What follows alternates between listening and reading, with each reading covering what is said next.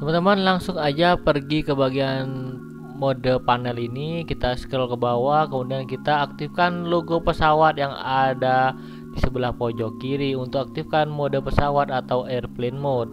Atau teman-teman juga bisa caranya scroll ya dari pojok bagian paling kanan ini, kita klik yang lama di bagian pesawatnya supaya nonaktif kembali.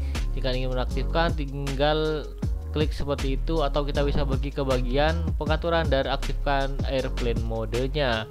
Caranya cukup mudah, bisa kalian praktekkan sekarang juga.